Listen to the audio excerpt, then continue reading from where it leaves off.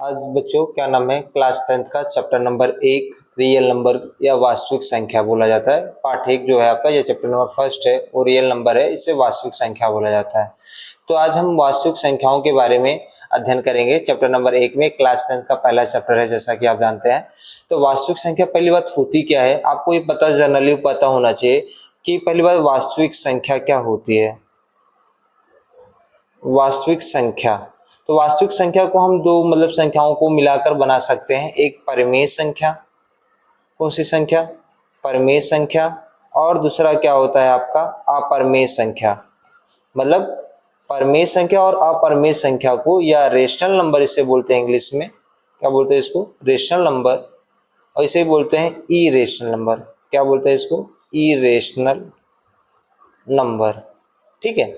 और इसको वास्तविक संख्या को आपको पता है रियल नंबर बोलते हैं। कौन सा नंबर बोलता है इसको, रियल नंबर बोला जाता है। तो रियल नंबर बनता है वो रेशनल नंबर, और इरेशनल नंबर के जो नंबर्स होते हैं उनको कंबाइन कर दिया जाए तो क्या बन जाएगा आपका रियल नंबर।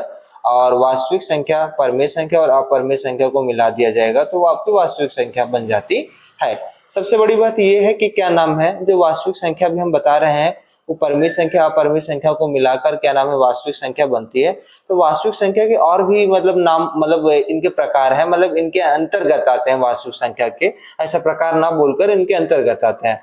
तो उसके बारे में थोड़ा जान लेते हैं। वास्तविक कौन सा आपका, वास्तविक संख्या या रियल नंबर। तो पहला वास्तविक संख्या में या रियल नंबर में जो आपका प्रकार है, प्रकार बोल सकते हैं या इसके अंतर्गत आते हैं जो नंबर्स, पहला होता है आपका प्राकृतिक संख्या, जिसे बोलते हैं नेचुरल नंबर। दूसरा होता है पूर्ण संख्या, जिसे बोलते हैं होल नंबर। उसके बाद होता है पूर्णांक संख्या, जिसे बोलते हैं integer number, INTEGER, integer number. एक होता है आपका पूर्णांक के बाद परिमेय संख्या, जिसे बोलते हैं रेशनल नंबर। और एक आपका लास्ट में आता है अपरिमेय संख्या, जिसे बोलते हैं इरेशनल नंबर बोला जाता है। लेकिन इस चैप्टर में जो बेसिक जो डिस्कस हमें करना है, जो बेसिक डिस्कस करना है हमें इस चैप्टर में, वो क्या नाम है आपका वास्तविक संख्याओं का हमें अभाज्य गुणनखंड करना है। किस कौन सी संख्याओं का, वास्तविक संख्याओं का, वास्तविक संख्याओं का अभाज्य गुणनखंड करना है। ठीक है, रियल नंबर का हमें प्राइम फैक्टर करना है। रियल नंबर का क्या करना है, जो रियल नंबर होता है उसका क्या करना है, हमें प्राइम फैक्टर करना है। कौन सा फैक्टर करना है आपको, प्राइम फैक्टर करना है। किसका, वास्तविक संख्याओं का अभाज्य गुणनखंड या रियल नंबर का क्या करना है आपको प्राइम फैक्टर करना है। आपने छोटी क्लास में फैक्टर करना या गुणनखंड करना आपने सीखा है। तो आज हम डिस्कस करेंगे जो आपकी पहली एक्सरसाइज है 1.1 में अभाज्य, और एक फॉर्मूला इसमें और होता है। एक 1.1 एक्सरसाइज सॉल्व करने से पहले एक फॉर्मूला और जान लीजिए, HCF into LCM equal to होता है फर्स्ट नंबर इंटू क्या होता है सेकंड नंबर। ये वेरीफाई करना है आपको, हिंदी में बोलते हैं मासा इंटू लासा बराबर होता है पहली संख्या इंटू क्या हो गया दूसरी संख्या। यदि हम दो संख्याएं ले लें तो उनका हम यदि लासा निकालें और मासा जो निकलेगा उनका गुणा करेंगे, और पहली संख्या और दूसरी संख्या का जो गुणा करेंगे उनका योग, उनका मल्टीप्लाई, उनका जो प्रोडक्ट होने वाला है वो क्या होगा, बराबर आने वाला है। पहली संख्या इंटू दूसरी संख्या का और लासा इंटू मासा का, या मासा इंटू लासा का योग आपस में क्या आ जाएगा, बराबर हो जाएगा। तो हमारा क्या नाम है जो आपका क्वेश्चन रहेगा वो जस्टिफाई हो जाएगा, वो ट्रू हो जाएगा, प्रूफ हो जाएगा। तो हम कह सकते हैं कि मासा इंटू लासा इक्वल टू पहली संख्या इंटू दूसरी संख्या। पहली एक्सरसाइज पे हम चलते हैं, जो आपकी पहली एक्सरसाइज है। तो पहली एक्सरसाइज में हम डिस्कस करेंगे क्या नाम है, पहली एक्सरसाइज में टोटल मिलाकर आपके पास जो पहला क्वेश्चन जो कहता है वो दिया गया है आपकी बुक में, निम्नलिखित संख्याओं को अभाज्य गुणनखंडों के रूप में व्यक्त कीजिए। कैसे? निम्नलिखित संख्याओं को अभाज्य गुणनखंडों के गुणनफल के रूप में क्या कीजिए? व्यक्त कीजिए। तो पहला क्वेश्चन है 140 या 140। 140 दिया गया है और इसका क्या करना है आपको? अभाज्य, क्या करना है? अभाज्य गुणनखंड करना है, या इसको बोलते हैं प्राइम फैक्टर करना है। इसका क्या करना है आपको? Prime factor. कैसे किया जाएगा? 140 लिख दिया हमने, 2, तो आपको पता है यूनिट डिजिट इसकी 0 है, तो ये 2 से डिविजिबल हो जाएगा, 2 से विभाजित हो जाएगा। 2 सते क्या होता है? 14, 0, 2 तिया 6, 2 पंचे 10, 5 सते 35 और 7 एकम क्या हो गया आपका? 7। तो 140 को कैसे लिख सकते हैं? 2 गुणे 2 गुणे 5 गुणे क्या हो गया? 7। 2 कितनी बार था आपके पास? 2 बार था। 5 गुणे क्या हो गया? 7। आपको यदि अच्छी तरीके से पता हो फैक्टर करना तो आप डायरेक्ट लिख सकते हैं 140 = 2 की पावर 2, 5 इंटू क्या हो जाएगा आपका? 7। अगला क्वेश्चन क्या है आपका? 156। 156 का करने वाले हम। 156 डिवाइड बाई 2, यूनिट डिजिट इसका क्या है? इकाई का अंक क्या है? 6 है। जब इकाई का अंक 0, 2, 4 और 6 और 8 होता है, वो संख्याएं 2 से क्या हो जाती हैं? विभाजित हो जाती हैं। तो 2 सते 14, 2 अट्ठे 16, 2 तिया 6 और 2 नवा 18, 3 एकम 3, 3 त्रिका 9, 13 एकम 13। तो आपको पता है 156 को क्या कैसे लिख दिया हमने? 2 इंटू 2 इंटू 3 इंटू क्या हो गया? 13। तो इसको 2 की पावर 2, 3 इंटू क्या हो गया आपका? 13। अगला क्वेश्चन कह रहा है आपका 3825। इसको भी कर लेते हैं आप। देखिए, आप देखते हैं इसको, 3 1 जा 3, 3 2 जा 6, तो 2 बचा, 3 7 जा 21, 3 5 जा 15। फिर 3 से करते हैं, देखते हैं, 3 4 जा 12, 3 2 जा 6, 3 5 जा 15, कि नहीं? तो आपका ये क्या हो गया? 425 आ गया। आपको पता है कि यह नाम है, जब यूनिट डिजिट या इकाई का अंक आपका क्या नाम है 5 आ जाए तो 5 से डिविजिबल हो जाएगा। 3 से, क्योंकि 3 1 जा 3 और 3 4 जा 12, 5 बच जाएगा, तो नहीं डिविजिबल होने वाला है, नहीं विभाजित होने वाला। तो 5 8 40, तो 2 बचा, 50 25, 5 एकम 5, 5 सत्ते 35, 17 एकम क्या हो गया? 17। इसको कैसे लिख सकते हैं? 3825, 3 इंटू 3 इंटू 5 इंटू 5 इंटू 17, तो 3 की पावर 2, 5 की पावर 2 और इंटू क्या हो गया आपका? 17। ये आपका क्वेश्चन हो गया। ये आपका क्वेश्चन नंबर फर्स्ट था, ये आपका क्या नाम है? क्वेश्चन नंबर सेकंड था, और ये आपका कौन सा हो गया? क्वेश्चन नंबर क्या हो गया आपके पास? थर्ड क्वेश्चन हो गया। ठीक है, अब अगला क्वेश्चन डिस्कस करते हैं। इसमें एक है आपका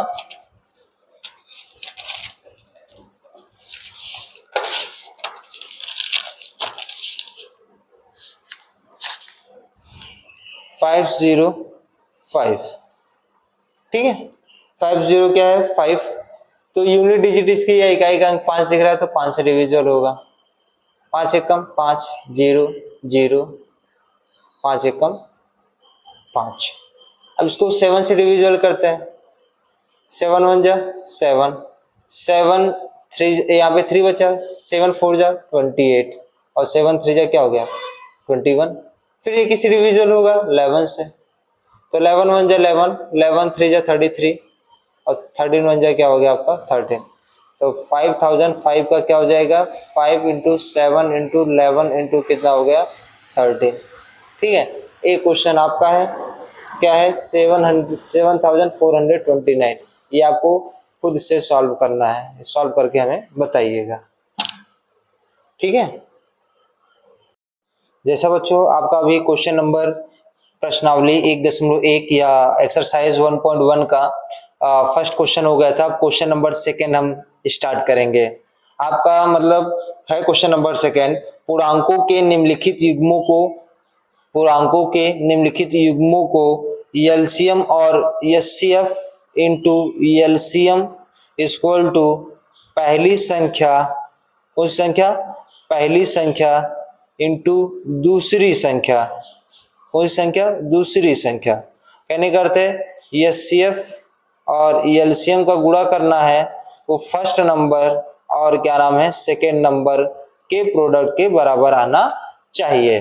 तो पहला क्वेश्चन इसमें है आपका 26 और 91, दो नंबर दिए गए हैं, इनका आपको एचसीएफ इंटू एलसीएम बराबर पहली संख्या इंटू दूसरी संख्या बराबर आनी चाहिए, आपको जांच करना है इसको, ठीक है, इसको वेरीफाई करना है। तो हम डिस्कस करते हैं। आपको पता है 26 और 91 दिया गया है, तो 26 और 91 दिया गया तो इसका हम क्या कर लेते हैं, गुणनखंड कर लेते हैं पहले। तो हमने क्या किया, 2 1 जा 2, 2 3 जा 6 कर लिया, 13 1 जा क्या हो गया आपका 13, ये क्या हो जाएगा आपका 7 से डिवाइड होगा, 7 1 जा 7 और 7 3 जा क्या हो गया 21 और 13 1 जा क्या हो गया 13। तो 26 का फैक्टर क्या आ गया 2 इंटू 13 और 91 का कितना आ गया 7 इंटू 13।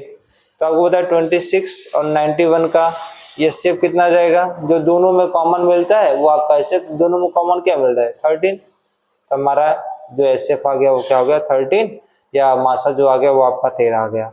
और 26 और 91 का 26 और 91 का एलसीएम यदि आपको निकालना है तो दोनों में कॉमन क्या मिल रहा था आपका 13 मिल रहा था, तो 13 लिख दिया और बचा क्या 2 इंटू क्या हो गया आपका 7 13 और 2 7 जा कितना हो गया 14। और आपको पता है कि 13 और 14 का यदि हम प्रोडक्ट करेंगे तो 182 आ जाएगा, कितना आ जाएगा 182 आ जाएगा। तो हम चेक कर लेते हैं। आपका कहता था first number HCF into LCM बराबर होता है फर्स्ट नंबर इंटू क्या होता है आपका सेकंड नंबर होता है। तो एचसीएफ कितना आ गया आपका 13 आ गया, एलसीएम कितना आ गया 182 आ गया, ठीक है। तो और आपका फर्स्ट नंबर कितना था आपका 91 था और ये कितना था आपका 26 था। तो मल्टी प्रोडक्ट कर लेते हैं, एक बार चेक कर लेते हैं। 91 इंटू क्या हो जाएगा 26, 6 1 जा 6 हो गया और 6 9 जा कितना हो गया आपका 54 और 2 1 जा 2 हो गया और 2 9 जा कितना हो गया 18 हो गया। तो 6 8 13 और क्या हो गया 1, तो कितना आ गया 1386 आ गया। तो इसका भी मल्टीप्लाई करेंगे तो 1386 आ जाने वाला है। तो आपका RLHS इक्वल टू क्या हो गया RHS, यहाँ पे आपका क्या हो जाता है प्रूफ हो जाता है। अब क्वेश्चन नंबर सेकंड के बारे में डिस्कस करते हैं। क्वेश्चन नंबर सेकंड आपका क्या कह रहा है, फर्स्ट सेकंड का क्या है आपका सेकंड क्वेश्चन, ठीक है। सेकंड का सेकंड क्या है 510, 92, इन दोनों का क्या करना है फैक्टर करना है और इसके बाद आपको जांच करना है कि LCM into HCF equal to होता है first number into second number.